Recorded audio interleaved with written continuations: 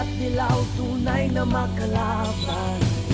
Ang kulay at tatak ay di siyang dahilan. Hanggat marami ang lubog sa kahirapan, at ang hustisya ay para lang sa mayaman. Habang may tatsulok at sila ang nasa tuktok, di matatapos ang gulo.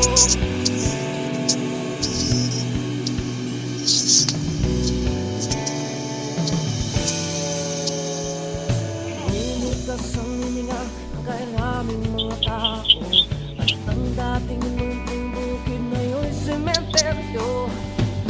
Toto'y kumilos ka, baliktarin ang tatsulok, tulad ng dukha na ilagay mo. Tuktok